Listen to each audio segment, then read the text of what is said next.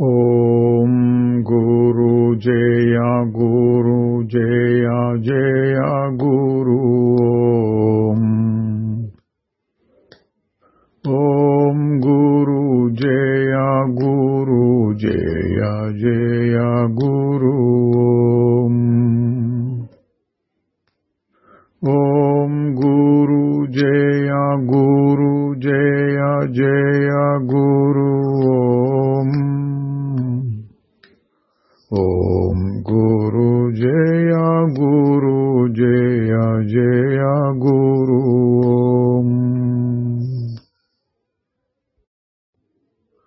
శ్రీ నిసర్గదత్త మహారాజ్ की జై. నిసర్గదత్త బోధ అనే ప్రవచన పరంపరలో 9వ భాగానికి వచ్చాము. ముందుగా క్రిందటి భాగంలోని ముఖ్యాంశాలు. ఒకరెవరో అడిగారు, జ్ఞానికి మరణం ఉంటుందా? మహారాజు గారు చెప్పారు, ఉండదు. పుట్టుక అనేది మనస్సులో కలిగిన ఒక భావం, మరణం అనేది కూడా మనస్సులో కలిగినటువంటి భావం. జ్ఞాని రెండింటికి అతీతుడు. తరువాత శరీరము మనస్సు ఉన్నాయి, అవి నాకు సంబంధించినవి అనే అజ్ఞానం ఎందుకు కలుగుతోంది అంటే అవిచారణ, అంటే విచారించకపోవటం చేత కలుగుతోంది. ప్రశ్న వేసి చూస్తే ఉండవు అని. నాకు ప్రస్తుతం ఉన్న స్థితి ఏంటంటే నేను శరీరము అనే భావం అప్రయత్నంగా వచ్చేస్తున్నది. నేను శుద్ధ చైతన్యం అనేదాన్ని కొంచెం ప్రయత్నించి కష్టపడి పెట్టుకోవాల్సి వస్తోంది అంటే మహారాజు గారు అన్నారు, నిజమేను. అందుకే సాధన కావాలి. శ్రద్ధతో నీ బలమంతా ఉపయోగించి నేను శుద్ధ చైతన్యాన్ని, ఉత్త ఉనికిని అనే భావాన్ని మళ్లీ మళ్లీ గుర్తు చేసుకుంటూ ఉండాలి. నేను లేక నేనెవరు అనే భావానికి ఉన్న ఉపయోగం ఏంటంటే నేను భావాన్ని దాటి వెళ్ళటానికి సహాయం చేస్తుంది. అంతేగాని నేనెవరు అనే భావాన్ని నిలబెట్టుకోమని కాదు, ఆ భావం ద్వారా దాన్ని దాటిపోవాలి. కొంతకాలం అభ్యాసం చేస్తూ ఉంటే విసుగు వస్తుంది అని అడిగారు. మహారాజు గారు చెప్పారు, తమో గుణము రజోగుణము అటువంటి స్థితుల్ని కలిగిస్తాయి. సత్వగుణాన్ని పెంచుకోవాలి. అదెట్లా కుదురుతుంది అంటే శ్రద్ధతో విచారణ చేస్తూ ఉంటే. ఒక ఆయన చెప్పాడు, నాకు యోగం వలన కొంత ఉపయోగం కలిగింది. ఏంటంటే ముందుగా కొంత మంచి ఆరోగ్యం కలిగింది, కొంత మనశ్శాంతి కూడా ఏర్పడింది అన్నారు. మహారాజు గారు ఆయనతో కాసేపు చర్చించారు. దాని సారాంశం ఏంటంటే ఏదైనా చేస్తే వచ్చేటటువంటి శాంతం నిలబడదు. నీ సహజ స్వరూపమే శాంతం అని నువ్వు గ్రహించాలి. అది సుఖదుఖాల రెండింటికి అతీతమైనటువంటిది. మళ్ళీ దాని మీద ప్రశ్న, ఇప్పుడు నాకు కలిగిన కొద్దిపాటి శాంతాన్ని వదులుకోమంటారా అన్నాడు. అది నిలవదు అని చెప్పారు కదా, అయితే దాన్ని వదిలేసి మళ్ళీ ఏమైనా ప్రయత్నం చేయాలా అంటున్నాడు. మహారాజు గారు చెప్తున్నారు, నీకు లేని దానికోసం వెతుకుతూ ఉండే కంటే నువ్వు అసలు ఎన్నడూ దేన్ని పోగొట్టుకోలేదో దాన్ని గుర్తించు, అంటే ఆత్మస్వరూపాన్ని తెలుసుకో. అది సహజంగా శాంతం. దానికై ఏం చేయాలి అని అడిగితే ఉన్న అవరోధాల్ని, అంటే అడ్డంకుల్ని తొలగించుకోవాలి. సుఖదుఖాలు కావాలి వద్దు అనటం, ఇటువంటి కోరికలు భయాలు నీకు అడ్డపడుతున్నాయి. అన్నిటినీ వదిలేసి సహజ స్థితిలో ఉంటే అది అసలైన శాంతము. దానికి సమయం పడుతుందా అని అడిగితే, సమయం అనుకుంటే లక్షల సంవత్సరాలు పడుతుంది. ఇది ఒక్కొక్క కోరికను తీసేసుకోవడానికి. అది కాదు. సుఖ దుఃఖాలకు, కోరికలు, భయాలకు ఏది అతీతంగా వాటికి కూడా ఆధారంగా ఉంటుందో దాన్ని కనుక్కో. అంటే మనసులో ఉన్న ఒక్కొక్క దాన్ని తీసేయడం, దాన్ని బాగు చేయడం కాదు. దానికి అతీతంగా ఉన్న దాని మీద దృష్టి పెడితే ఈ మొత్తాన్ని దాటి అటు వెళ్ళగలుగుతావు అని ఒక ముఖ్యమైన సాధన పద్ధతి చెప్పారండి. ఎప్పుడు ఏ కోరిక కలిగినా ఎవరికి ఆ కోరిక అని ప్రశ్నించి మళ్ళీ నీ స్వరూపంలోకి నువ్వు రావాలి. ప్రతి కోరిక నిన్ను అటువైపుకి అంటే అంతర్ముఖం చేసి ఆత్మ వద్దకు తీసుకెళ్ళాలి అన్నారండి. తరువాత నువ్వు ఆత్మను కనుక్కోవాలి అని తీవ్రమైన కోరికతో ఉంటే అది తప్పకుండా నెరవేరుతుంది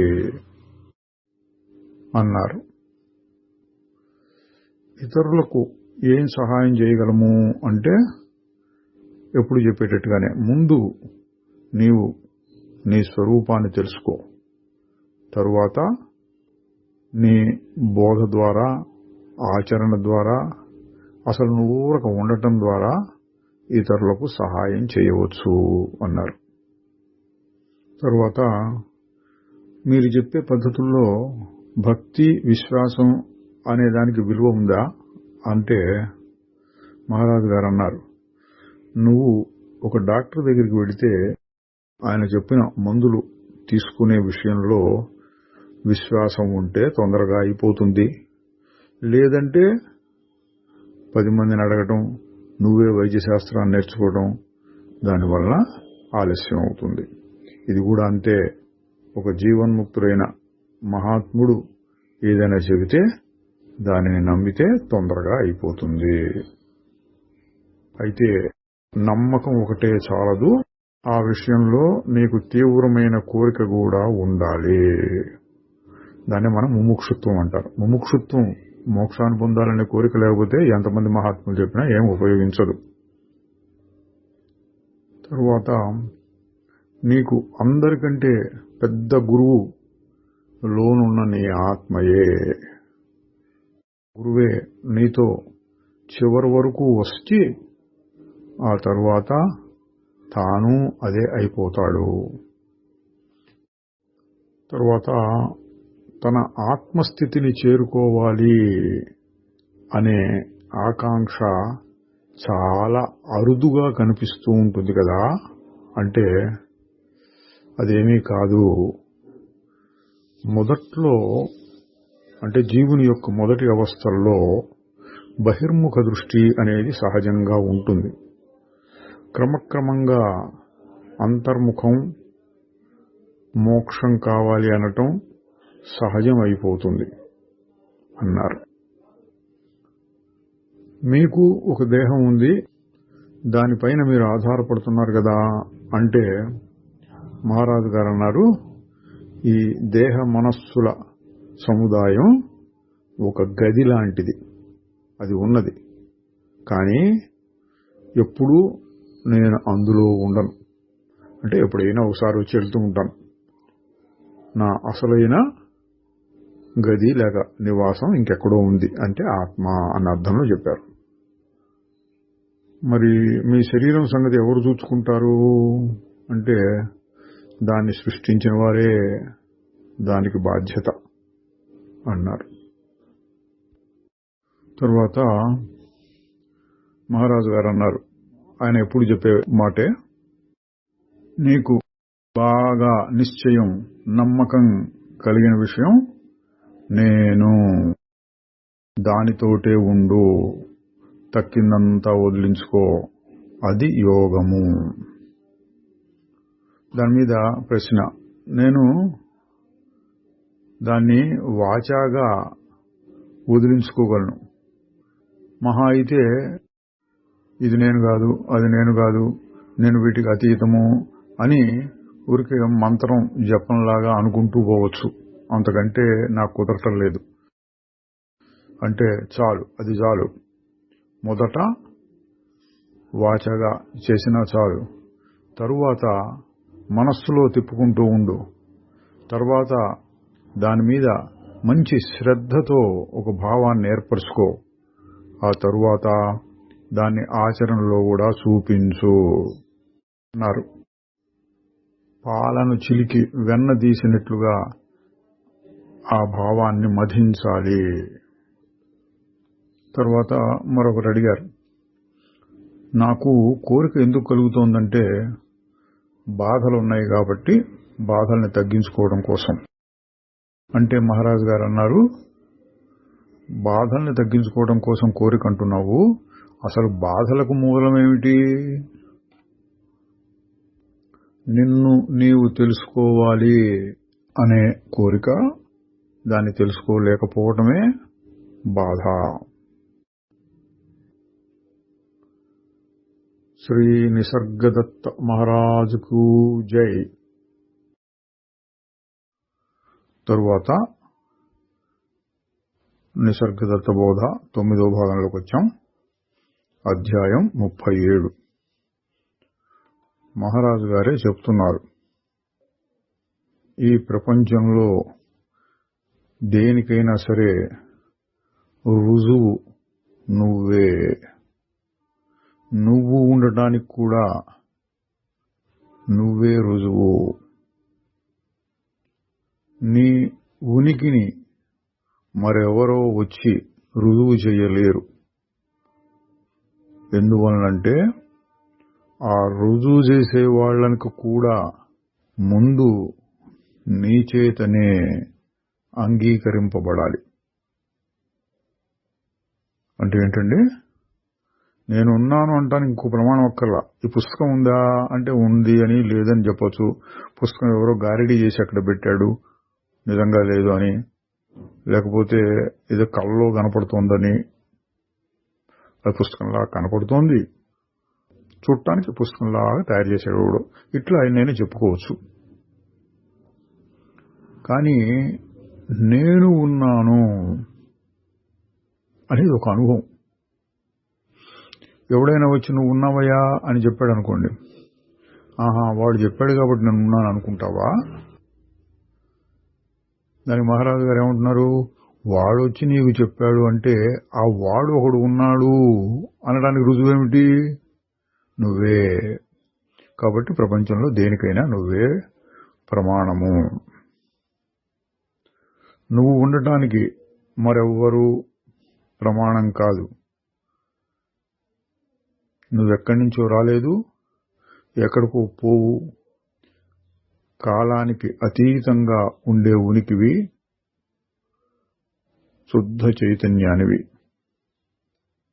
అని చెప్తూ ఉంటే ఒక ఆయన ప్రశ్నలు మొదలుపెట్టాడు. మీకు మాకు చాలా తేడా ఉంది. మీకు ఆ సత్పదార్థం తెలుసు, నాకో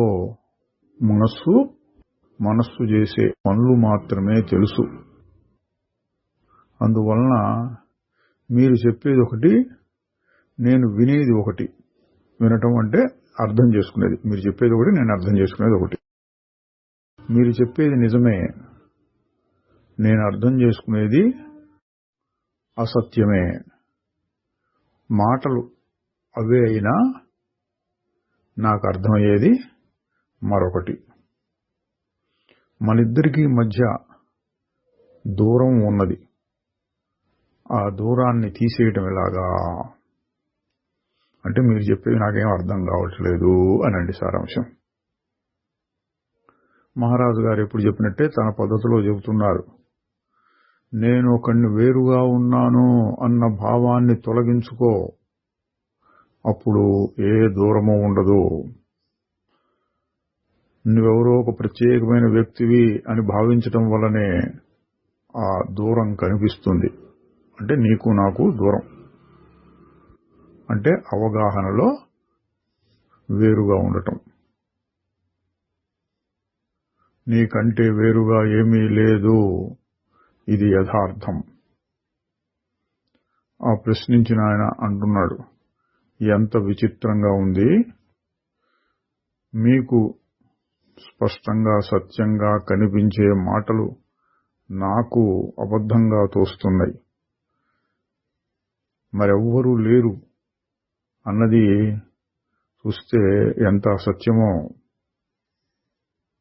అంటే నీకంటే వేరుగా ఎవరు లేరు అన్నది. మహారాజు గారు అంటున్నారు, సరే అవి నిజమో అబద్ధమో మాటలు అంత ముఖ్యం కాదు. ఏది ముఖ్యమంటే నీ గురించి నీకు ఉన్న అభిప్రాయమే, అదే నిన్ను అడ్డుకునేది. దాన్ని వదులుకో. ఆయన మళ్ళీ అంటున్నాడు, చిన్నప్పటి నుంచి నాకు అదే అలవాటైంది. ఏంటంటే నేను అంటే ఒక పేరు, ఒక ఆకారం కలిగినటువంటిది అని. దానికి వ్యతిరేకంగా మీరేదో ఒక మాటను చెప్పినందువలన నా మనస్సులో ఏర్పడిన సంస్కారాలు నశించవు. దానికి కాను క్రమంగా బుర్రను కడుగుతూ ఉండటం అనేది కావాలి. అది కుదిరితే.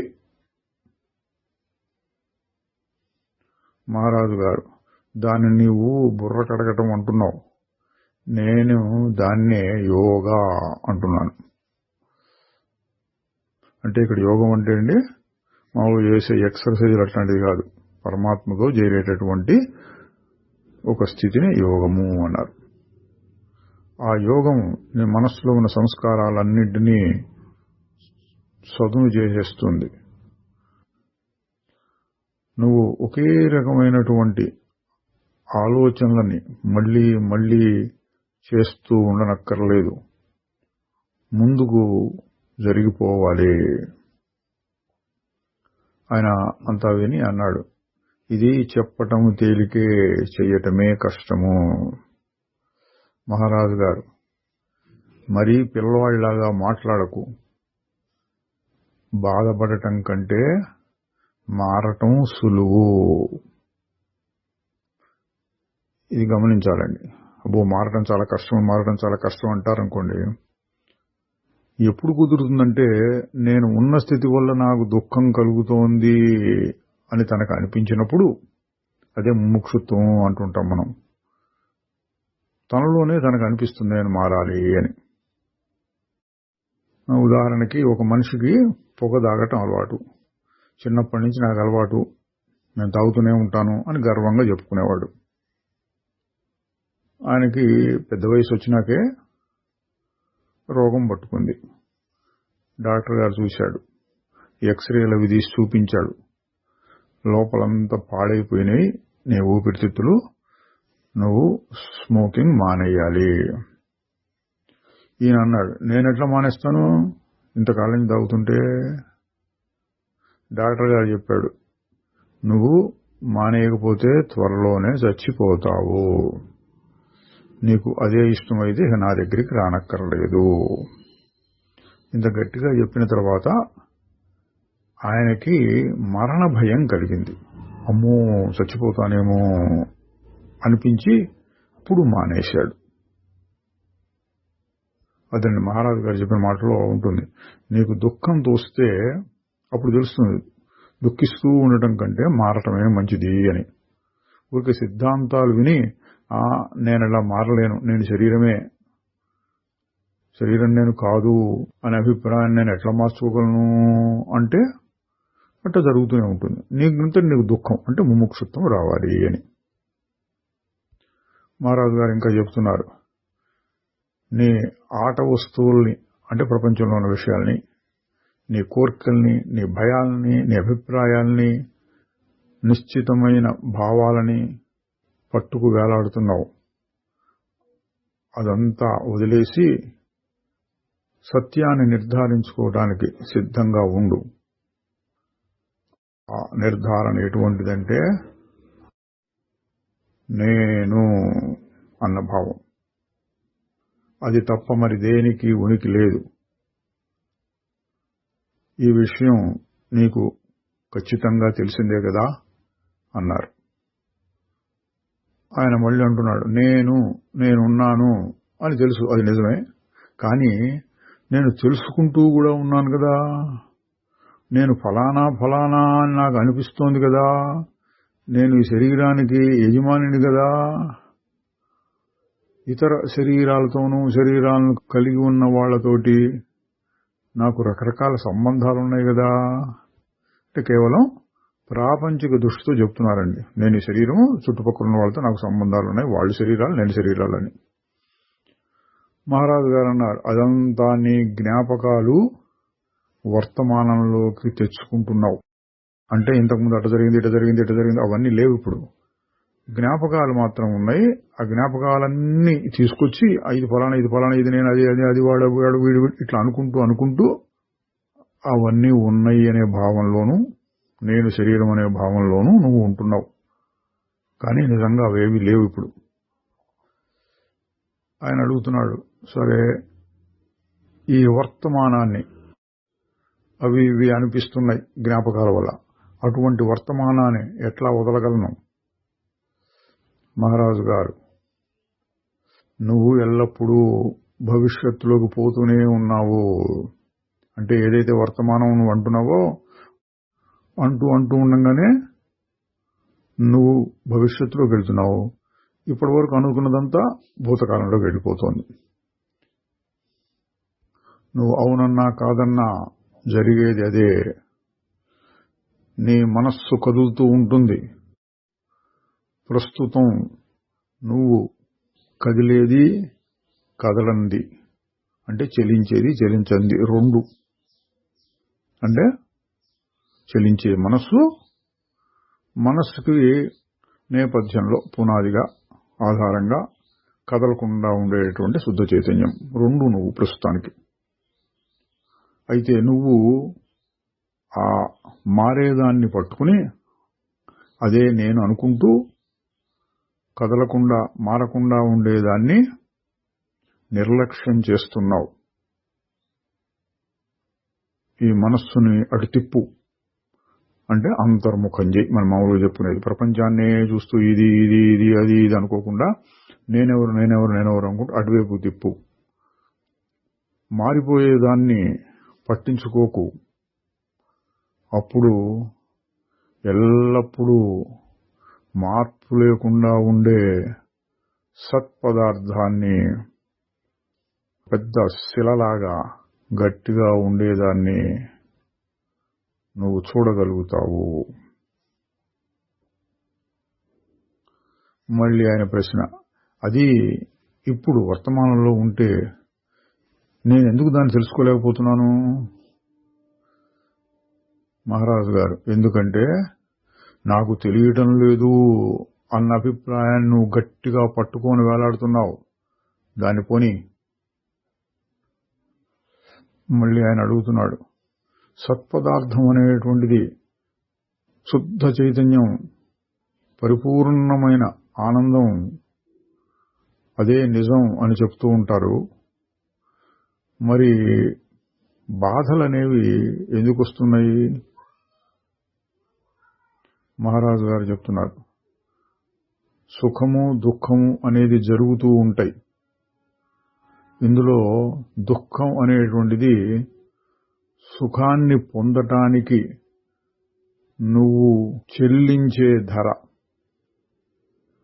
ఇక సుఖం అంటే దుఃఖం ద్వారా నీకు వచ్చే ప్రతిఫలం అన్నారండి. ఇది గంభీరంగా ఉంది చూడండి. అంటే బాధపడి సుఖం కోసం కోరి బాధను పోగొట్టుకుని సుఖాన్ని పొందుతున్నావు. అంటే బాధ అంతా నువ్వు సుఖం పొందటాని కోసం ఖర్చు పెట్టినట్టు నీ శక్తియుక్తుల్ని. మరి సుఖం ఎట్లా చెప్పచ్చు అంటే బాధపడినందువల్ల నీకు వచ్చే ప్రతిఫలం. ఇట్లా నిర్వచించారు సుఖ దుఃఖాలని. ఆయన విని ఇదంతా వినడానికి చాలా ఆసక్తికరంగా ఉంది. కానీ నేను కోరేది చాలా సాధారణమైన విషయం. నాకు ఈ జీవితంలో ఇంకా ఎక్కువ సుఖం కావాలి, దుఃఖం లేకుండా పోవాలి. దానికోసం నేనేం చేయాలి? మహారాజు గారు, ఈ అహంకారం అంటే శరీరాన్ని చూసుకుని నేననే భావం ఉన్నంత వరకు సుఖ దుఃఖాలు ఉంటూనే ఉంటాయి. ఆ అహంకారం సుఖ దుఃఖాలు రెండింటితోనూ కలిసిపోతూ ఉంటుంది. దానికి అది స్వభావం. ఆయన అంతా విని అంటున్నాడు, నిజాయితీగా చెప్పాలంటే అంత మనస్సుతోటే తయారవుతోంది అని ఇచ్చే వివరణలొకటే నాకు నమ్మకం కలగటం లేదు.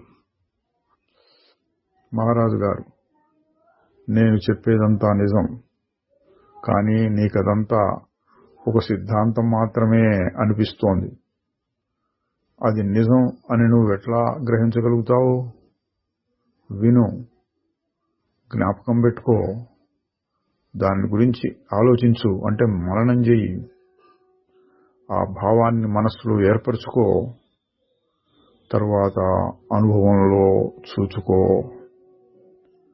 ఇంకా దాన్నే నీ రోజువారీ జీవితంలో కూడా ఆచరణలో పెట్టు.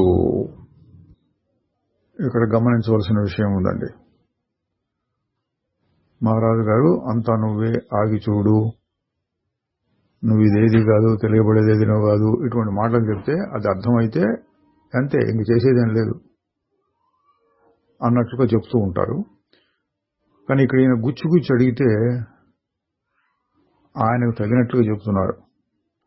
ఏదో చెప్పినా నీకు అర్థం కాకపోతే ఏం చేయాలి? ముందు విను, అర్థం చేసుకో, చెప్పిన దాన్ని గుర్తుపెట్టుకో, దాని గురించి మళ్ళీ మళ్ళీ ఆలోచించు, మననం చెయ్యి, ఆ భావాన్ని మనసులో నిలబెట్టుకుంటూ ఉండు. అప్పుడు నీకు అనుభవంలోకి వస్తుంది. తరువాత ఆ అనుభవాన్ని వ్యవహార సమయంలో, రోజువారీ జీవితంలో అన్వయించుకుంటూ ఉండు. ఇదండి పద్ధతి. ఒకసారిగా తెలియని వాళ్ళకి అయితే ఎక్కువ మంది ఇదే స్థాయిలో ఉంటారు కాబట్టి దీన్ని గమనించాలి. వ్యవహారంలో పెట్టడం అంటే ఏంటి?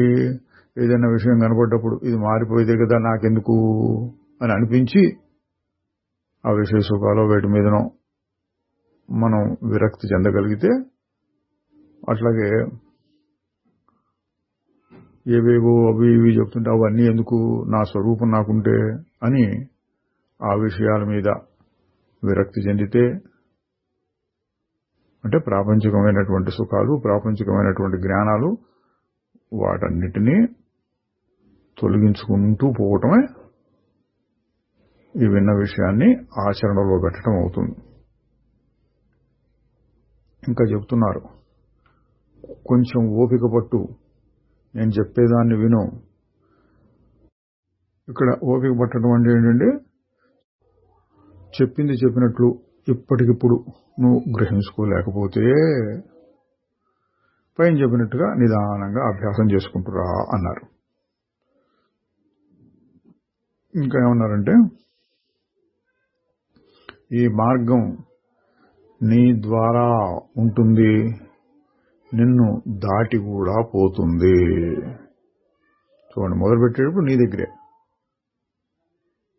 చివరికి వచ్చేప్పటికి నేను అన్నదాన్ని దాటి వెళ్ళిపోతుంది, అహంకారాన్ని దాటి వెళ్ళిపోతుంది. మొదటగా సాక్షి, ఆ తర్వాత సాక్షి అతీతము.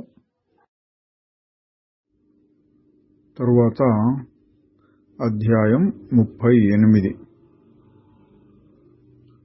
ఒక ఆయన అడుగుతున్నాడు, పాశ్చాత్య దేశీయులు ఎప్పుడైనా మీ దగ్గరకు వచ్చినప్పుడు మీరు చెప్పే మాటల్లో వాళ్ళకు కొంత కష్టం అనిపిస్తుంది. అదేంటంటే, ముక్తి పొందినవాడు, అనుభవజ్ఞుడు, జ్ఞాని, ఆత్మానుభవం పొందినవాడు, దైవ సాక్షాత్కారం పొందినవాడు, ప్రపంచానికి అతీతమైనటువంటి వాడు. ఇటువంటి మాటలతో చెప్పే మనిషి వాళ్ళకి అర్థం కావు, అంటే పాశ్చాత్య దేశీయులకు అర్థం కాదు. వాళ్ళకల్లా మహా తెలిస్తే ఒక సాధు పురుషుడు, చాలా మంచివాడు, ధర్మాత్ముడు, దైవభీతి గలవాడు, నలుగురిని ప్రేమించేవాడు, ఎప్పుడూ ప్రార్థనలు చేస్తూ ఉండేవాడు, అప్పుడప్పుడు ఏవైనా అద్భుతాలు చేసేవాడు. ఇటువంటి వాళ్ళని వాళ్ళు అర్థం చేసుకోగలరు అన్నాడు. అంటే ఏంటి, మీరు చెప్పినటువంటి జ్ఞాని, ఆత్మజ్ఞుడు, ఆత్మానుభవం, జీవన్ముక్తుడు, ఇటువంటి మాటలు మాకు అర్థం కావట్లేదు అన్నాడు. మహారాజు గారు సమాధానం చెప్తున్నారు. అనుభవం అనేటటువంటిది వాళ్లకు అర్థమయ్యేటట్టు చెప్పలేకపోవచ్చు. ఎవరైనా తన అనుభవాన్ని తాను ఎట్లా చెప్పగలడు? ప్రశ్నేసిన ఆయన. చెప్పచ్చు, అదే కళలు అంటారు. ఒక కళాకారుడు చెప్పగలుగుతాడు. అంటే ఏంటంటే ఇక్కడ కళాకారుడు అంటే కవిత్వం, లేదా నాటకాలు, పాటలు, ఇటువంటి వాటిల్లో లోపల ఉన్న భావాన్ని ఏదో ఒక రకంగా అవతల వాడికి ఆ భావం కలిగేటట్టుగా చేయగలుగుతారు. దాన్ని మనం కళలు అంటుంటాం. సంగీతము, నృత్యము, కవిత్వము, శిల్పము, ఇట్లాంటివన్నీ కళలు అంటారు. ఆ రకంగా చెప్పచ్చు అని ఆయన అంటున్నాడు. అనుభవాన్ని ఆయన అడుగుతున్నాడు. ఇంకా అదేవిధంగా జ్ఞాని తాను ఏమిటో ఇతరులకు చెప్పలేడా? మహారాజు గారు, ఇతరులను కూడా అతడు జ్ఞానిగా చేయగలడా అనేనా నీ ప్రశ్న? అవును, కాదు, రెండు రకాలుగా చెప్పవచ్చు. ఎందువల్లంటే జ్ఞానులను ఎవరూ తయారు చేయరు. ఎవరికి వారు ఆత్మానుభవం పొంది జ్ఞానులుగా తయారవుతూ ఉంటారు. ఎవరైనా సరే వారి నిజస్వభావంలోకి వాళ్ళు వెళ్ళగలిగితే అదే జ్ఞానం. నేను ఎవరిని జ్ఞానులుగా చెయ్యలేను, ఎందుకంటే మీరు ఇంతకు ముందే మీ స్వరూపంలో ఉంటున్నారు. నేను చెప్పగలిగిందల్లా నేను దాన్ని ఎలా పొందానో మీరు కూడా అలా చేయవచ్చు అని. ఆయన మళ్ళీ ప్రశ్న. పాశ్చాత్యులకి శరీరమే ముఖ్యమైన సత్పదార్థం, మనస్సు అనేది దాని తర్వాత రెండవ స్థానంలో ఉంటుంది. మనస్సుకి అతీతంగా వాళ్ళకి ఏమీ తెలియదు. అయితే ఈ తూర్పు దేశాల్లో బుద్ధుడు మొదలైన వాళ్ళందరూ కూడా ఆత్మానుభవాన్ని కాదు కాదు అనే పద్ధతిలో, దాన్ని సంస్కృతంలో నేతి నేతి అంటుంటారండి, ఇది కాదు, ఇది కాదు, అది కాదు, ఈ విధంగా చెప్పగలరే గాని ఇది ఇట్లా అని ఎవరూ వర్ణించటం లేదు. నాకు తెలుసు, దాన్ని మాటలతో వర్ణించలేం, ఎందుకంటే అది మాటలకు కూడా అతీతమైనటువంటిది. కానీ కవిత్వం అనేటువంటిది చెప్పడానికి వీల్లేని విషయాలని చెప్పడానికి చేసే ప్రయత్నం. ఆ విధంగా చెప్పవచ్చును కదా అన్నాడు. మహారాజు గారు అన్నారు, ఆధ్యాత్మిక విషయాలను చెప్పే కవులకు తక్కువేమీ లేదు. నీకు నచ్చిన వాళ్లలో ఎవరో ఒకరిని ఎన్నుకుని అది చదువుకో అన్నారు. అంటే ఏంటంటే ఆత్మానుభవాన్ని రకరకాల భాషతో వర్ణించడం ఉపనిషత్తుల్లో ఉంది, మన యోగ వాసిష్టంలో వస్తుంది, వివేక చూడామణి శంకరాచార్య వారు చెప్పిన దాంట్లో వస్తుంది, ఇంకా ఇతర అనేక విషయాల్లో నేను ఇది ఇట్లా, అది ఇట్లా, నా అనుభవం ఇట్లా అని చిన్న చిన్న స్తోత్రాలు, ఏది మన నిర్వాణ షట్కం, చిదానంద రూప శివోహం అనేది, అటువంటి వాటిల్లోనూ కవిత్వంతో వర్ణించి చెప్పారు. మహారాజు గారు దాన్ని చెబుతున్నారు. నీకు కవిత్వంతో చేసిన వర్ణన కావాలంటే అటువంటి వాటి దగ్గరికి వెళ్ళు. ఇంకా అంటున్నారు, నాకు సంబంధించినంత వరకు నేను చాలా సాధారణంగా చెప్తాను, తేలిక మాటల్లో. కొద్ది సమయం నన్ను నమ్మి నేను చెప్పినట్లుగా చెయ్యి. నువ్వు దాన్ని వదలకుండా అభ్యాసం చేస్తూ ఉంటే తర్వాత నువ్వే అనుకుంటావు నేను నమ్మకం వమ్ము కాలేదు అని. ఆయన ఊరుకోకుండా అడుగుతున్నాడు, మరి కొంతమందికి అంత నమ్మకం కలగదు, వారు ఏం చేయాలి? మహారాజు గారు, వారు నాతో కొంత సమయం ఉంటే క్రమంగా నమ్మకం ఏర్పడుతుంది. ఒకసారి నమ్మకం ఏర్పడితే వారు నా సలహాని పాటించి తమ స్వరూపాన్ని తామే తెలుసుకోగలుగుతారు. ఆయన మళ్ళీ అంటున్నాడు, మీ స్వరూపం శబ్దాలకు అతీతం, అట్లాగే నీకు నాకు ఏమీ తేడా లేదు, ఇట్లాంటి మాటలు చెప్తూ ఉంటారు. మాకేమో అది అర్థం కావట్లేదు. అంటే మహారాజు గారు చెప్పారు, నేను మీకు ఒక ముఖ్యమైన సూచన చేశాను. ఏంటంటే మీ అందరికీ భేదం కనబడే చోట నాకు భేదం ఉండదు. ఇదండి వర్ణించమంటే ఇట్లా వర్ణించవచ్చు అంటున్నారు. మీకు భేదం కనపడుతోంది, ఇది వాడు వీడు ఇడి, నాకు కనపడటం లేదు అన్నారు. నేను మళ్ళీ దాన్నే చెప్తాను, నువ్వు దాని గురించి బాగా లోతుగా ఆలోచించు. నువ్వు కూడా నేనేది చూచానో అదే చూడగలుగుతావు.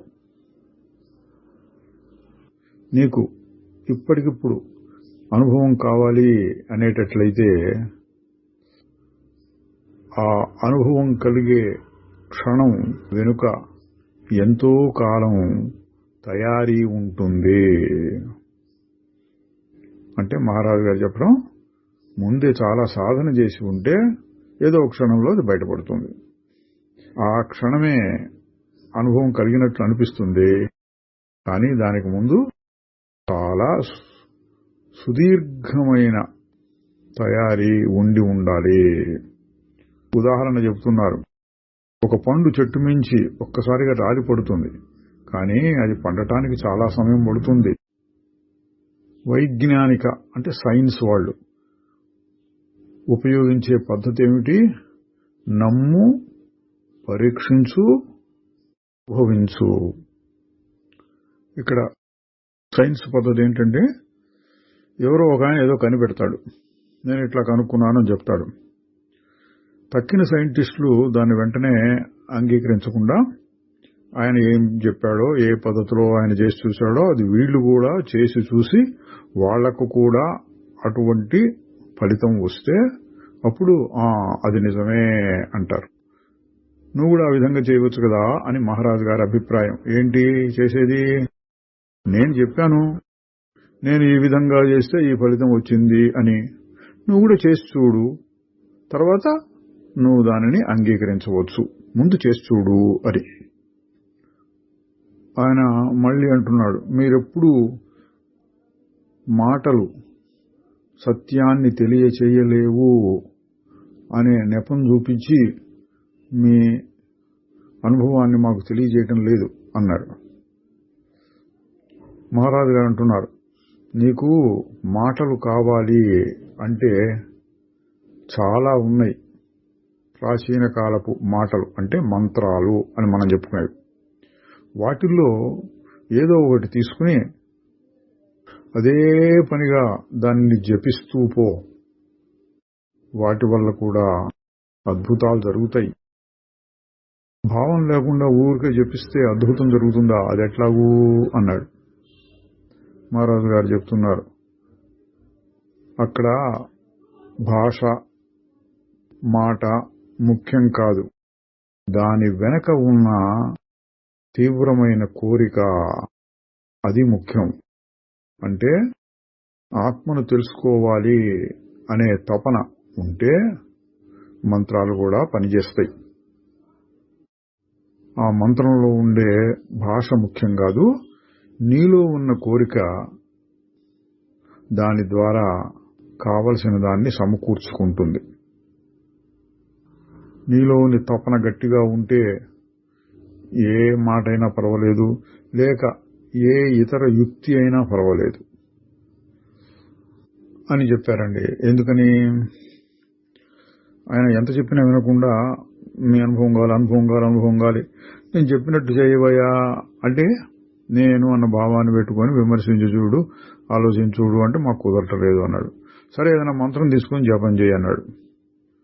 అంటే ఆ స్థాయి కుదరకపోతే ఈ స్థాయిలో చేసుకో, ఏదైనా పర్వాలేదు, నీలో ఆత్మానుభవం కోసంగా ఒక తపన ఉండాలి, అది ముఖ్యం అన్నారు. తరువాత అధ్యాయం 39. ఒక ఆయన ప్రశ్నిస్తున్నాడు, నేను మిమ్మల్ని వింటున్న కొద్దీ అసలు మిమ్మల్ని ప్రశ్నించడమే దండగా అనిపిస్తోంది. మిమ్మల్ని ఎటువంటి ప్రశ్న వేసినా మీరేం చెప్తారంటే మేం తయారు చేసుకున్న మాయా ప్రపంచంలో ఉన్నామని, అసలైన సత్యం మాటలకు అతీతం అని చెప్తూ ఉంటారు. ఈయనెవరో మహారాజు గారికి బాగా తెలిసిన ఆయన, బాగా చనువుగా ఉన్నట్టున్నాడు, పాశ్చాత్య దేశస్థుడు అయి ఉంటాడు. సూటిగా అడిగేస్తున్నారు, మేము మిమ్మల్ని ప్రశ్నించడమే దండగా, మీరు ఎప్పుడు ఏం చెప్పినా నేను మారను, మీరంతా మారుతున్నారు, మీరు కూడా నా దగ్గర రండి, ఇట్లేదో చెప్తూ ఉంటారు అని అడిగాడు మొహమాటం లేకుండా. అప్పుడు మహారాజు గారు చెప్తున్నారు, ఏది ఏమైనా ఈ మాయని కలిగించేది మనస్సే, అందులో నుంచి బయటపడేది కూడా మనస్సే. మాటలు ఆ మాయని, అజ్ఞానాన్ని పెంచుతాయి. అవే మాటలు దాన్ని తీసేయటానికి కూడా సహాయం చేస్తాయి. చూడండి, మాటలు ఎక్కువైన కొద్దీ మనకి ప్రాపంచిక వాసనలు పెరుగుతాయి, తికమక పెరుగుతుంది. మరి అవే మాటలు ఇంకొక రకంగా చెప్పుకుంటూ ఉంటే ఆ మాయను తగ్గిస్తాయి అన్నారు. ఇంకా అన్నారు, అదే సత్యాన్ని మళ్లీ మళ్లీ చెబుతూ ఉంటే, అది సత్యం అయ్యే వరకు, ఆ మాటలు యథార్థంగా అనుభవంలోకి వచ్చే వరకు చెప్తూ ఉంటే అందులో తప్పేమీ ఉండదు. మళ్ళీ ఇంకొక ప్రశ్న, మనస్సు అంటే అహంకారంలో కలిగేటటువంటి చలనం. ఆ అహంకారము ఆత్మ యొక్క సగుణ స్వరూపం, నిర్గుణ ఆత్మస్వరూపం. దానికి ఆవల అంటే అహంకారానికి ఆవల ఉంటుంది. దానికంటే కూడా అవతల ఏమీ చెప్పడానికి వీల్లేని అగాధం లాంటి పరమాత్మ స్వరూపం ఉంటుంది అని అడిగిన ఆయనే తనకు తెలిసినటువంటి జ్ఞానాన్ని చెప్పాడు. మహారాజు గారు సరే బాగా చెప్పావు అన్నారు. ఆయన అంటున్నాడు, కానీ అవన్నీ నాకు మాటలు మాత్రమే. వినటం, దాన్ని మళ్లీ చిలక పలుకుల్లాగా వల్లించటం చాలదు, అవి అనుభవంలో ఉండాలి కదా. మహారాజు గారు చెప్తున్నాడు, బయట దాని మీద దృష్టిని తీసేసి, అంటే బహిర్ముఖ దృష్టిని తగ్గించుకుని లోపల ఉన్న దాని మీదే నీ ధ్యాసంతా పెట్టడాన్ని ఎవరూ వద్దంటలేదు కదా. నువ్వు ఈ ప్రపంచం నుంచి వెనుదిరగాలి, లోపలికి వెళ్ళాలి, లోపల బయట కలిసిపోయి ఆ రెంటికి, అంటే లోపల బయట అనేటువంటి భేదాలకి అతీతమైనటువంటి స్వరూపాన్ని చేరాలి. సత్పదార్థం ఒకటి ఉన్నదని, అది సాక్షి చైతన్యమని తెలుసుకోవాలి. అయితే అసలైన స్వరూపం సాక్షి కంటే కూడా అతీతంగా ఉండేటటువంటిది. అయితే దాన్ని తెలుసుకోవాలంటే సాక్షి చైతన్యం ద్వారానే తెలుసుకోవలసి ఉంటుంది. అతీతమైన వస్తువుని చేరుకోవాలంటే అన్నిటినీ నిరాకరించటం మొదలు పెట్టాలి. కనిపించే ప్రతిదీ కాదు, వాటికి స్వతంత్రమైన ఉనికి లేదు అని భావించాలి. ఆయన వదలకుండా మళ్ళీ ఉన్నాడు. ఏ గుణాలకి ప్రపంచానికి అంటుకోకుండా అతీతంగా ఉండే స్వరూపం అనుభవానికి అందకపోతే అసలు దాని గురించి మాట్లాడుకోవడం ఎందుకు? మహారాజు గారు, ఆ అతీతమైన వస్తువే లేకపోతే ఈ సగుణ సాకార ప్రపంచం యొక్క జ్ఞానం ఎలా కలుగుతుంది? ఇదంతా కలగటానికి మూలం ఏదో ఒకటి ఉండాలి. ఆ ఆధార వస్తువు పునాది లాంటిది. ఇది తోచటానికి ఆధారం అవుతోంది. తరువాత ఇంకొక ప్రశ్న అడుగుతున్నాడు. సుఖము దుఃఖము అసలు వీటి ప్రయోజనం ఏమిటి? మహారాజు గారు, సుఖము దుఃఖము అనేవి కేవలం బాహ్య లక్షణాలు, అజ్ఞానం యొక్క బాహ్య లక్షణాలు, పొరపాటు జ్ఞానం యొక్క బాహ్య లక్షణాలు.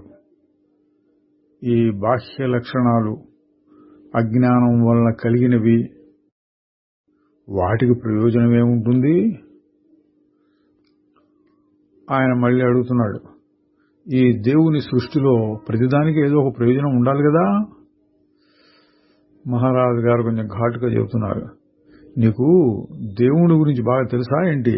ఆయన గురించి అంత స్వేచ్ఛగా మాట్లాడుతున్నావు. దేవుడు అంటే ఏంటి? నీకు ఒక శబ్దమా, లేక కాగితం మీద రాసిన ఒక మాట, లేక మనస్సులో ఉన్న ఒక భావమా అన్నారు. ఆయన అంటున్నాడు మళ్ళీ, ప్రతివాడు దేవుణ్ణి నమ్ముతున్నారు కదా. మహారాజు గారు తన పద్ధతిలో చెబుతున్నారు. నా దృష్టిలో నీకు నువ్వే దేవుడివి కాదు అని నువ్వు అనుకునేటట్లయితే దాన్ని మరింతగా చూడు. ఒకవేళ దేవుడు ఉంటే అప్పుడు అంతా దేవుడే, అంతా దేవుడిదే, అంతా మంచే. అందువల్ల ఏది ఎట్లా వచ్చినా దానిని సంతోషంగా సుఖంగా స్వీకరించు. అన్ని జీవుల్ని ప్రేమించు. ఈ దృష్టి కూడా నిన్ను ఆత్మ వైపుకు తీసుకువెళుతుంది. ఇది మనం రమణ మహర్షి గారి సంభాషణలో చాలాసార్లు చూచాం. నేనెవరు చూసుకో అని ముఖ్యంగా చెప్పేవాడు అందరికీ. కొంతమంది కాదు, మాకు అర్థం లేదు దేవుడు అట్లాంటి మాటలు మాట్లాడుతుంటే, సరే శరణాగతి పొందు, అది కూడా నిన్ను నీ గమ్యానికి తీసుకెళ్తుందన్నారు. సరిగ్గా అదే మాట నిసర్గదత్త గారు కూడా, నేను అనటము, శుద్ధ చైతన్యము, అతీతము, ఇవన్నీ నీకు అంత ఇష్టం లేకుండా దేవుడు ఉన్నాడు, నన్ను సృష్టించాడు, అటువంటి భావాలు కనుకుంటే ఆయనకి శరణాగతి పొందు, అన్ని జీవుల్ని ఆయన సృష్టిగా చూచి అన్నిటినీ ప్రేమించు, అది కూడా నిన్ను ఆత్మానుభవానికి తీసుకెళ్తుంది అన్నారు. తరువాత అధ్యాయం 40. ఎవరూ అడిగినట్లేదు, మహారాజు గారే తన ఉపదేశాన్ని చెప్తున్నారు. ఈ ప్రపంచం మెరుస్తూ ఉన్న శూన్యమైనటువంటి ఒక నాటకం లాంటిది. అది ఉన్నది కానీ లేదు. దాన్ని నేను చూడాలి అనుకున్నంత వరకు అది ఉంటుంది. నేను అందులో భాగస్వామిని అవుతాను. నేను దాన్ని పట్టించుకోవడం మానేస్తే అది కరిగిపోతుంది. దానికి ఒక కారణం అంటూ లేదు, దానివల్ల నెరవేరే ప్రయోజనమూ లేదు. మనం యథాలాపంగా మతిమరుపుతో ఉన్నప్పుడు అది ఉన్నట్లు జరుగుతున్నట్లు అనిపిస్తుంది, చాలా గొప్పగా ఉన్నట్లు అనిపిస్తుంది. కానీ అందులో ఏమీ సారము లేదు, అర్థము లేదు. దీన్నంతా ఎవడు చూస్తున్నాడో వాడే సత్యం. అతన్ని ఆత్మ అని పిలవచ్చు. ఆత్మ దృష్టిలో ఈ ప్రపంచమంతా ఒక రంగుల దృశ్యమే. దాన్ని అది ఉన్నంత వరకు అనుభవిస్తూ ఉంటాడు, అది పోంగానే మర్చిపోతాడు. రంగస్థలం మీద అంటే నాటకం, రంగస్థలం మీద ఏం జరిగినా భయంతో వణికిపోయినా, నవ్వులతో పొట్ట చెక్కలైపోయినా, అన్ని సమయాల్లోనూ ఆ ద్రష్ట అంటే చూచేవాడు అంటే సాక్షి అదంతా ఒక నాటకం మాత్రమే అనుకుంటాడు. కోరిక గాని భయం గాని లేకుండా వచ్చింది వచ్చినట్లు దానిని అనుభవిస్తూ ఉంటాడు. అది విన్న మీదట ఒక ఆయన ప్రశ్నిస్తున్నాడు ఏ మొహమాటం లేకుండా, ఈ ప్రపంచంలో మునిగి తేలేవాడికి ఎన్నో రకాలైన రుచులు కనపడతాయి. ఏడవటం, నవ్వటం, ప్రేమించడం, ద్వేషించడం, కోరికలు, భయాలు, బాధలు, సుఖాలు. మరి ఏ కోరిక లేకుండా ఏ భయం లేకుండా ఉండే జ్ఞానికి అది ఏం జీవితం అది అన్నాడు. మహారాజు గారు చెప్తున్నారు, అతని పరిస్థితి మరీ అంత దరిద్రమేం కాదు. అది శుద్ధమైన, నిరాధారమైన, నిష్కారణమైన, ఏమాత్రం కల్తీ లేని ఆనందము. అతను సుఖంగా ఉంటాడు. అంతేకాకుండా ఆ సుఖం తన స్వభావమే అని, దానికోసం ఏ ప్రయత్నము చేయనక్కర్లేదని నమ్మకంతో ఉంటాడు. ఆ సుఖం శరీరం కంటే కూడా అతన్ని వెంబడిస్తుంది, మనస్సు కంటే కూడా దగ్గరగా ఉంటుంది. మీరేమనుకుంటారు? ఏ కారణము లేకుండా సుఖం ఉండదు అని. నా దృష్టిలోనో ఏదైనా ఒక దాని మీద ఆధారపడితే అది దుఃఖమే అవుతుంది. మళ్ళీ ఆయన ప్రశ్నిస్తున్నాడు, ఇందాక మహారాజు గారు చెప్పిన దాన్ని బట్టి ఇదంతా రంగస్థలం మీద నాటకం లాగానా? మహారాజు గారు కొంచెం తేడా చూపిస్తున్నారు. ఇప్పుడు నాటకం అనేది ముందు వ్రాయబడి చక్కగా తగినట్లు మలచబడి ఆ తరువాత శిక్షణ తీసుకుని చూపింపబడుతుంది. ఈ ప్రపంచము శూన్యంలో నుంచి మొలకెత్తి వచ్చి మళ్ళీ ఆ శూన్యంలోకి తిరిగి వెళ్తుంది. ఏ ఉదాహరణ సరిగ్గా సరిపోదు ఆత్మ గురించి చెప్పడానికి. అట్లా ఇది కూడా నాటకం లాంటిదే, కానీ కొంత తేడా ఉంది. నాటకం చక్కగా కొన్నాళ్ళ పాటు రిహార్సల్స్ అంటారు, మళ్ళీ మళ్ళీ అభ్యాసం చేసి అప్పుడు వస్తుంది మనకి. ఈ ప్రపంచం ఆ టైం లేదు, ఎక్కడి నుంచో వస్తుంది, ఎందుకో వస్తుంది, శూన్యంలో నుంచి వచ్చి శూన్యంలోకి వెళ్ళిపోతుంది అంటున్నారు. తరువాత ఇంకొక రకమైన ప్రశ్న అడుగుతున్నాడు, మనందరం ముసలితనంలోకి ప్రవేశిస్తున్నాం. ఆ ముసలితనం అనేది అంత సుఖకరమైనది కాదు. అన్ని నొప్పులు, బలహీనతలు, మరణానికి దగ్గర కావటం ఉంటాయి. అటువంటి పరిస్థితుల్లో జ్ఞాని ఎలా ఉంటాడు? మహారాజు గారు తన పద్ధతిలో చెబుతున్నారు. అతడు ముసలివాడవుతూ ఉన్న కొద్దీ ఇంకా ఇంకా ఆనందంగా ప్రశాంతంగా ఉంటాడు. ఎందుకంటే తన ఇంటికి వెళ్లే సమయం దగ్గరకు వచ్చింది. రైలు బండిలో నుంచి తను దిగవలసిన స్టేషన్ దగ్గరకు వస్తూ ఉండగా ప్రయాణికుడు తన సామాన్లవన్నీ సర్దుకుని ఎట్లా తయారవుతాడో అట్లా ఉంటాడు, ఏమాత్రం విచారం లేకుండా. ఎవరు? జ్ఞాని ముసల్తనం వచ్చినప్పుడు అని. మళ్లీ ప్రశ్న. ఆయన తన దుఃఖాల నుండి వేరుగా ఉండొచ్చు, కానీ అది అంటే దుఃఖం ఉండనే ఉంటుంది కదా. మహారాజు గారు, అది ఉంటుంది, కానీ దానివల్ల ఏమీ ఇబ్బంది లేదు. నేను ఏ స్థితిలో ఉన్నప్పటికీ అది మానసికమైన స్థితి మాత్రమే అనుకుని దాన్ని ఎట్లా ఉంటే అట్లా అంగీకరిస్తాను. అంటే ఇది దుఃఖము అని నేను బాధపడను, వస్తుంది పోతుంది అంతే.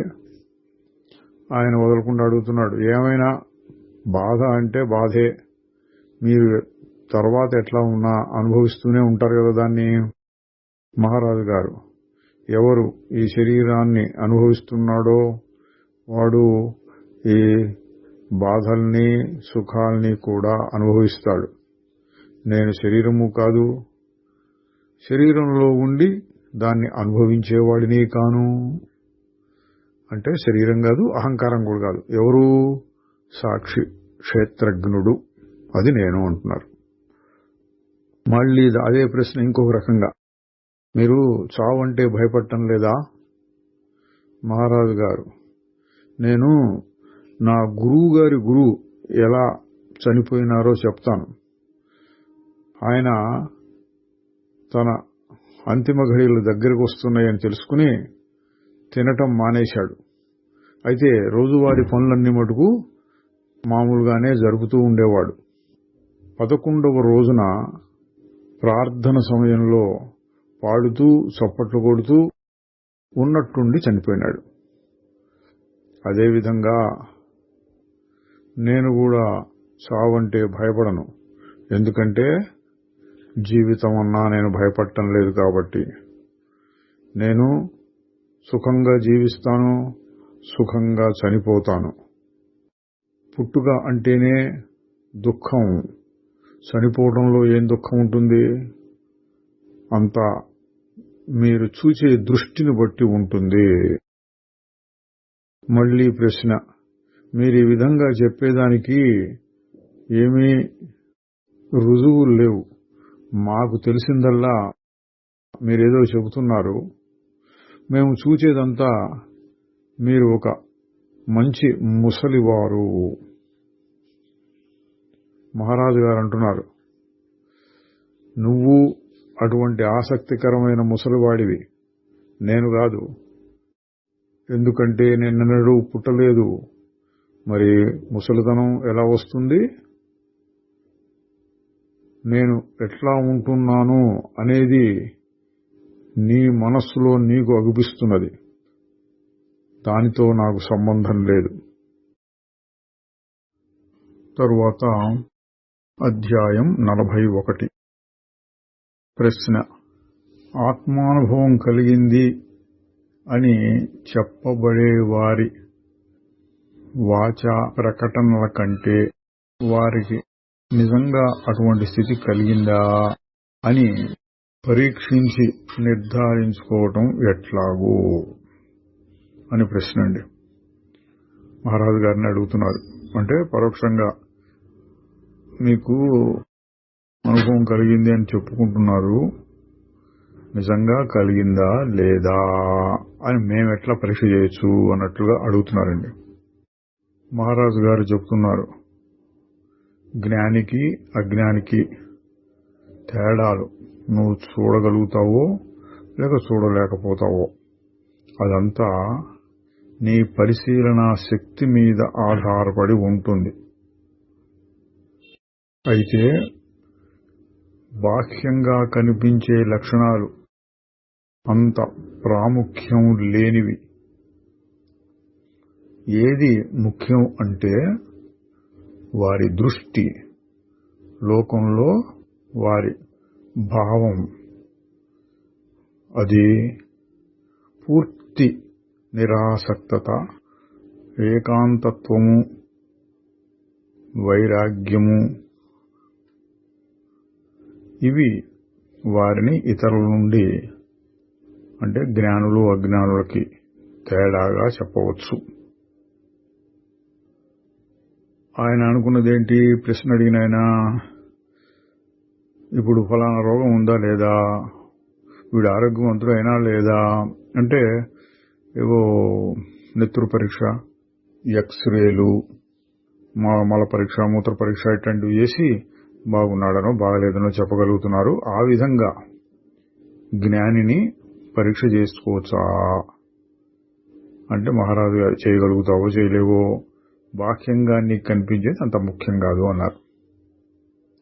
ఇక్కడ విశేషం ఏంటంటే జ్ఞాని స్థితిని గుర్తించటం ఎలాగో. దీనికి శాస్త్రాలు ఏం చెప్తారంటే జ్ఞాని స్థితిని జ్ఞానియే గుర్తించగలడు, అంటే మరొక జ్ఞాని. అదే మహారాజు గారు కూడా చెప్పారు. దీన్ని నువ్వు తెలుసుకోవాలంటే మంచి పరిశీలనా శక్తి కావాలి. సాధారణంగా పరిశీలన చేయగలిగిన వాళ్ళు ఏం చేస్తారు? హావభావాల్ని, ఆయన మొహంలో ఉండే రంగులు, కళ్ళెట్ట పెట్టాడు, పళ్ళెట్ట పెట్టాడు, ఆయన కోపం వచ్చినప్పుడు ఎట్లా ఉంటాడు, నవ్వుతున్నప్పుడు ఎట్లా ఉంటాడు, ఇటువంటివి చూస్తారు. ఇంకా కావాలంటే ఫోటోలు, వీడియోలు తీసుకుని చూడొచ్చు. కానీ అది ముఖ్యం కాదు. బాహ్యంలో నలుగురులాగానే ఉండొచ్చు. ఎందుకు? పెద్ద యుద్ధాలు చేసిన రాజులు ఉన్నారు. కృష్ణుడు, అర్జునుడు ఇట్లాంటి వాళ్ళు యుద్ధాలు చేశారు కదండి, భగవద్గీత వస్తుంది. మరి ఎట్లా తెలుసుకోవాలంటే లోపల ఉండేటటువంటి స్థితి, వైరాగ్యము, అంటే బయటికి అన్నీ ఉన్నట్లు కనపడ్డా లోపల ఏం పట్టించుకోకుండా ఉండటం.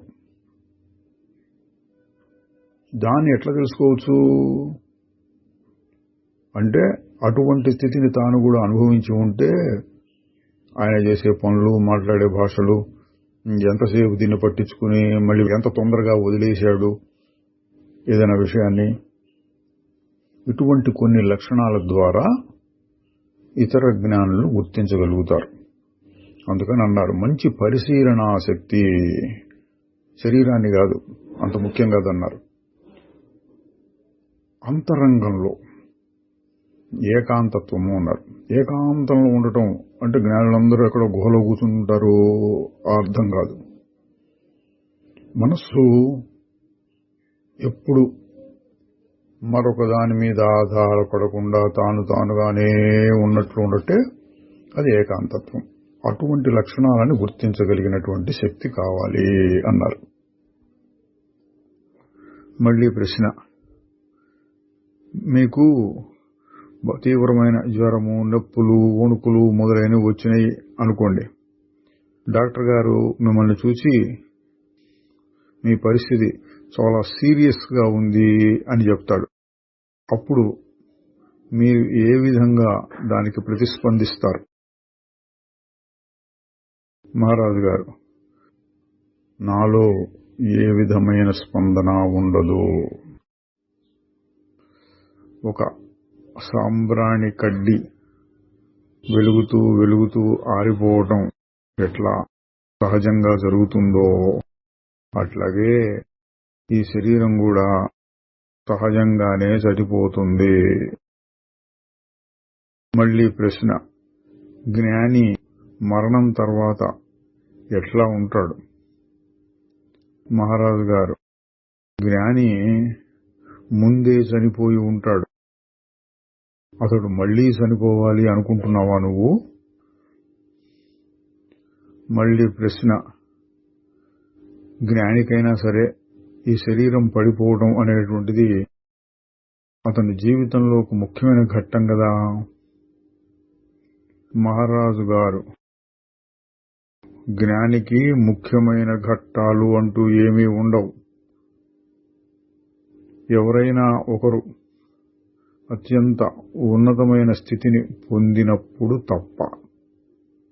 అంటే ఎవరైనా ఆత్మానుభవం కలిగి తమ స్వరూపంలో తాము ఉన్నారు అని తెలిసినప్పుడు అతని హృదయం ఆనందంతో నిండుతుంది అన్నారండి. ఒకే ఒక్క సమయం ఎవరైనా ఇతరులు కూడా ఈ సంసారాన్ని వీడి అక్కడికి వచ్చారని తెలిస్తే అన్నారు. తర్వాత మరొక ప్రశ్న, మౌనాభ్యాసం అనేది ప్రభావవంతమైన సాధనయేనా? కొందరు మౌనాన్ని అభ్యసిస్తూ ఉంటారండి, వాంగ్మౌనం, ఎవరితో మాట్లాడకుండా ఉండటం, అటువంటివి అది ఉపయోగిస్తుందా అంటున్నాడు. మహారాజు గారు, ఏదైనా సరే ఆత్మసాక్షాత్కారం కోసంగా చేస్తే అది దాని దగ్గరకు తీసుకువెళ్తుంది. ఆ విషయం గుర్తు లేకుండా నువ్వు ఏది చేసినా అది నిన్ను దూరంగానే అట్లా పెడుతుంది. అంటే ఏంటండి, ఏ కొంచెం చేసినా సరే నేను క్రమక్రమంగా ఒక్కసారిగా కాకపోయినా ఆత్మ సాక్షాత్కారం వైపు తీసుకెళ్తుంది. కానీ అసలు విషయాన్ని మర్చిపోయి మౌనంలోనే ఉండిపోవాలి. ఎంత మౌనంగా ఉంటే అంత మంచిది, నలుగురు వీడు చాలా మౌని అని చెప్పుకోవాలి, అటువంటి భావాలు రాకూడదు. లక్ష్యాన్ని గుర్తులో ఉంచుకుని దానికోసంగా ఏది చేసినా సరే అప్పటికప్పుడు కాకపోయినా క్రమంగా సిద్ధిని కలిగిస్తుంది. ఇంకా చెప్తున్నారు, అయినా ఇంత కష్టం పెట్టుకోవడం ఎందుకు? నువ్వెవరో తెలుసుకో.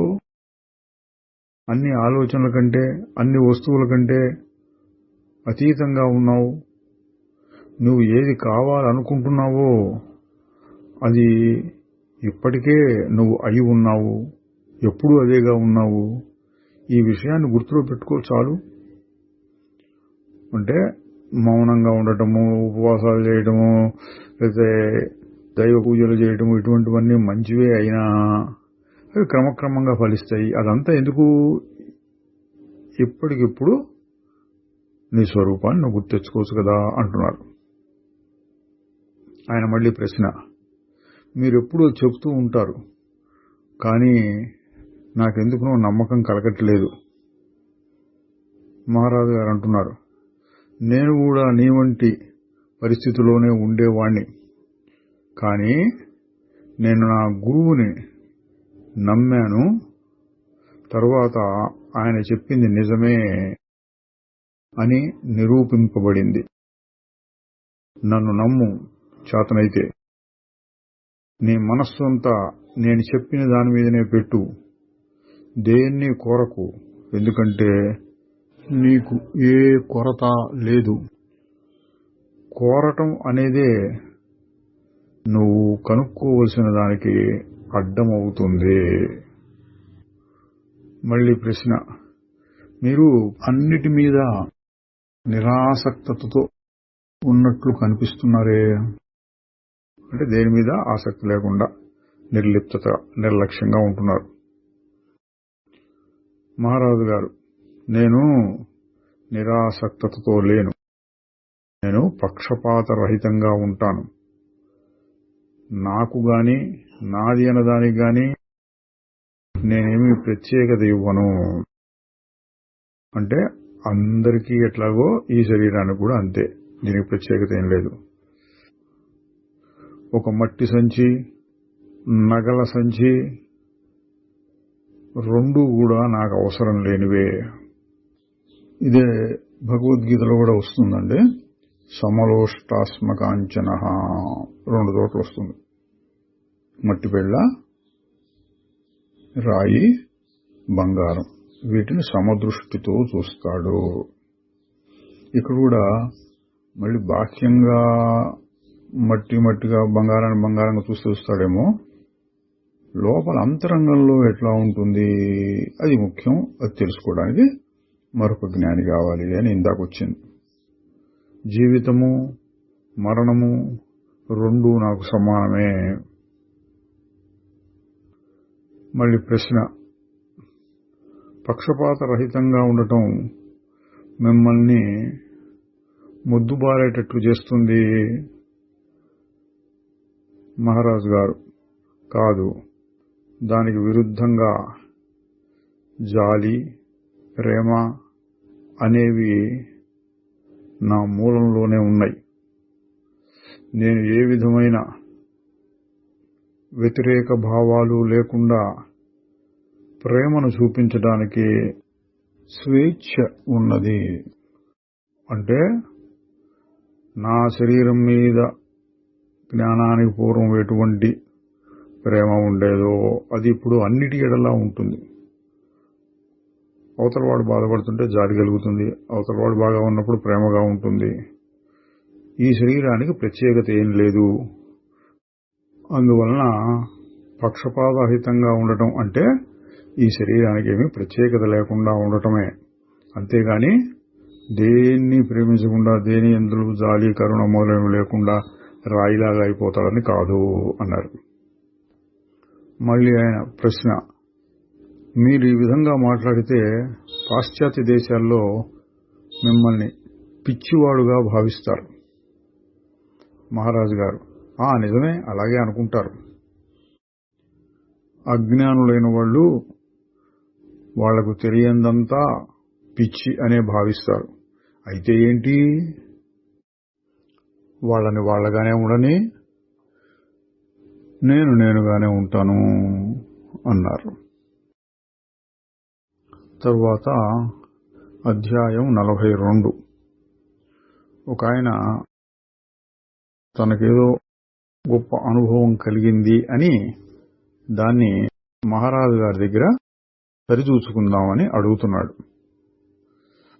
నాలో ఒక కొత్త ఆత్మ మొదలైనట్లు చూస్తున్నాను. పాత ఆత్మకి దీనికి సంబంధం లేదు, కానీ ఎట్లాగో ఆ రెండు కలిసే ఉంటున్నాయి. పాత ఆత్మేమో తనకు అలవాటైన పద్ధతుల్లో పోతూ ఉంటుంది, ఈ కొత్త ఆత్మ దానిని పోనిస్తూ ఉంటుంది, కానీ దానితో తాదాత్మ్యం చెందదు. అంటే ఒక రకంగా చెబితే అహంకారంతో కూడిన ఆత్మ ఉన్నది, సాక్షిగా ఉండే ఆత్మ కూడా ఉన్నది. ఆ రెండు కలిసే ఉంటున్నాయి, కానీ సాక్షి ఆత్మ వేరుగా ఉన్నది అన్నట్లుగా చెప్తున్నారు. దాని మీద మహారాజు గారు కొన్ని ప్రశ్నలు అడిగారు ఆయన్ని. ఆ వివరాలు వదిలేస్తున్నాం. చివరిగా ఏం చెప్పారంటే, ఏదైనా సరే ఒక కొనసాగింపు ఉంటే, అంటే ఈ సందర్భంలో పాత ఆత్మ నుండి కొత్త ఆత్మగా వచ్చింది, ఆ రెండింటికి ఏదో సంబంధం ఉన్నది అంటున్నావు కదా, ఆ విధమైన కొనసాగింపు ఉంటే, ఒక స్థితి నుంచి ఇంకొక స్థితికి పోవటం అనేది ఉంటే అది యథార్థ వస్తువు కాదు. సత్య పదార్థంలో ఏ విధమైన పురోగతి, అభివృద్ధి ఉండదు. అది చివరిది, పరిపూర్ణమైనటువంటిది, దేనితోనూ సంబంధము లేనిది. అంటే ఇక్కడ మహారాజు గారు చెప్పింది ఏంటి, నువ్వేదో కొత్త ఆత్మ వచ్చింది అన్నావు, కానీ పాత ఆత్మతో కలిసి ఉంటుంది అని కూడా అన్నావు. అదొక కొత్త రకం అనుభవం అయితే కావచ్చు, కానీ అది యథార్థం కాదు. ఎందుకు? పాత దాంట్లో నుంచే ఏదో మార్పు వచ్చి కొత్త స్థితి కలిగింది, దానికి దీనికి సంబంధం కూడా ఉంది. అటువంటప్పుడు అది చివరి స్థితి అని చెప్పడానికి వీల్లేదు. ఆయన ప్రశ్న: అటువంటి స్థితిని నేనే విధంగా సమకూర్చుకోగలను? మహారాజు గారు తన పద్ధతిలో చెబుతున్నారు, దాన్ని తెచ్చిపెట్టుకోవడానికి నువ్వేమీ చెయ్యలేవు, కానీ దానికి ఉన్న అడ్డంకులను తొలగించుకోవడానికి నువ్వు ప్రయత్నం చేయవచ్చు. నీ మనస్సును నువ్వు పరిశీలించు, అది ఎట్లా వస్తోంది, ఏ విధంగా పనిచేస్తోంది పరిశీలిస్తూ ఉండు. నీ మనస్సును నీవు పరిశీలిస్తూ ఉన్న కొద్దీ నీవు దాని ద్రష్టవు, అంటే ఇంకో రకంగా చెప్తే సాక్షివి అవుతూ వస్తావు. అది పరిశీలిస్తూ ఉండగా నువ్వు వేరవుతావు. అంటే ఇక్కడ నీకు మనస్సు ఏదో పెద్ద సహాయం చేస్తోంది అని కాదు, కానీ దాన్ని తెలుసుకోవడం ద్వారా అది నిన్ను ఇబ్బంది పెట్టకుండా ఆపగలుగుతావు. నువ్వు చాలా చురుకుగా ఉండాలి. కాకపోతే నీ మనస్సు నిన్ను ముంచేస్తుంది. బాగా గమనించవలసిన విషయం అండి. నేను మనస్సును పరిశీలిస్తున్నాను, సాక్షిగా అవుతున్నాను, కరెక్ట్, బాగుంది. కానీ అక్కడే జాగ్రత్త కూడా ఉండాలి అంటున్నారు. చూద్దాం ఏంటో. అది ఎటువంటిదంటే, నువ్వు ఒక దొంగని గమనిస్తూ ఉండటం. అతని నుంచి నువ్వేదో కోరి కాదు, అతడు నీ వస్తువుల్ని దొంగిలించకుండా చూసుకోవటం కోసం. ఇది దొంగని గమనిస్తూ ఉంటుంది. దేనికి? జాగ్రత్తగా ఉంటే వాడు మన దగ్గరికి రాకుండా ఉంటాడు. మనం ఏమరపాటుగా ఉంటే దొంగతనం చేస్తాడు. ఆ ఉదాహరణ చెప్తున్నారు. మనస్సును గమనించడం ఎందుకు అంటే, అది నిన్ను నీ స్వరూపంలో ఉండనీయకుండా ఇబ్బంది పెడుతూ ఉంటుంది. అట్లా అది చేయకుండా ఉండటం కోసం దాన్ని గమనిస్తూ, చురుకుగా గమనిస్తూ ఉండాలి అన్నారు. మంచి ఉపమానం అంటే పోలిక చెప్పారు.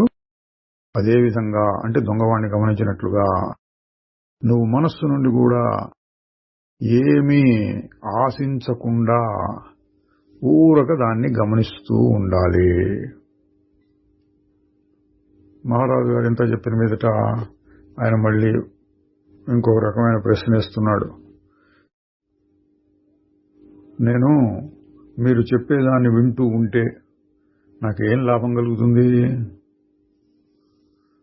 మహారాజు గారి సమాధానం, నేను నిన్ను నీ దగ్గరికి రమ్మని వెనక్కి పిలుస్తున్నాను.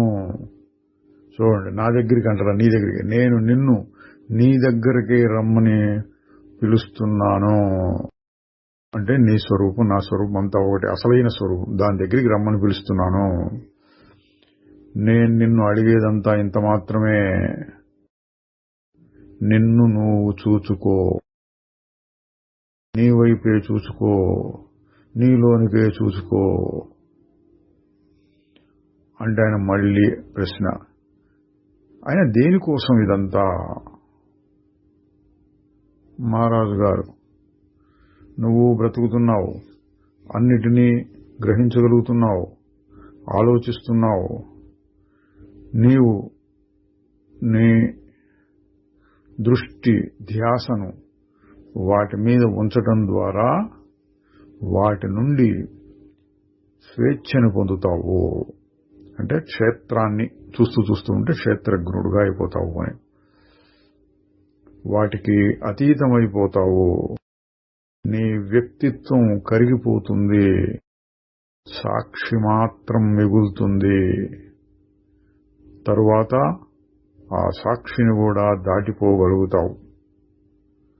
అదంతా ఎట్లా జరుగుతుంది అని అడక్కు. అంటే సిద్ధాంతాన్ని పట్టుకొని ఊరికే సమయాన్ని దండగ చేసుకోకు. అది అడగకుండా నీలో నువ్వు వెతుకుతూ ఉండు.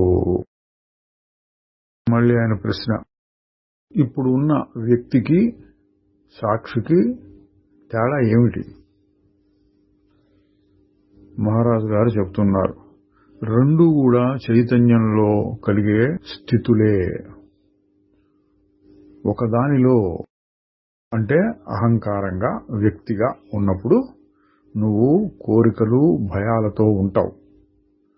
మరొక దానిలో అంటే సాక్షిభావంలో నువ్వు సుఖ దుఃఖాలకు ప్రభావితం కాకుండా జరిగే సంఘటనల వలన చలించకుండా ఉండగలుగుతావు.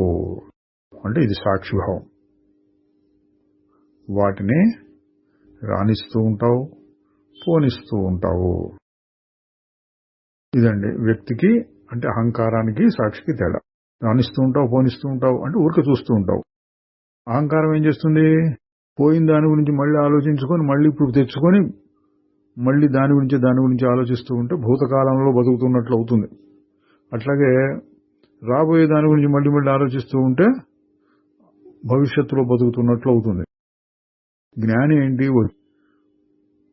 వచ్చిన దాన్ని రాణిస్తాడు, పోయిన దాన్ని పోనిస్తాడు, దాన్ని ఎక్కువసేపు పట్టుకోడు. మళ్ళీ ఇంకొక ప్రశ్న, నాకు తెలుసని కూడా తెలుసు అని ఒక తత్వశాస్త్రంలో ఒక మాట చెప్పాడండి. నాకు తెలుసు అన్న విషయం కూడా తెలుసు. మహారాజు గారు, అవును అదంతే. అయితే అందులో నువ్వు చెప్పిన రెండో తెలివి అంటే నాకు తెలుసన్న విషయాన్ని కూడా తెలుసు అన్నది దేని మీద ఆధారపడకుండా ఒక సమయానికి సంబంధించింది కాకుండా కాలాతీతంగా ఉండాలి. తెలిసిన దాన్నంతా మర్చిపోవాలి. నేను ఆ తెలివిని మాత్రమే అని గుర్తించాలి. ఇక్కడ చూడండి, నాకు తెలుసన్న విషయం కూడా తెలుసు అన్నారు. మహారాజు గారు ఏం చెప్తున్నారు? ఆ రెండో తెలివిని పట్టుకో, మొదటిదాన్ని పట్టించుకో. అంటే ఏదైతే అన్నిటినీ తెలుసుకుంటూ ఉంటుందో దాని మీదనే దృష్టి పెట్టు.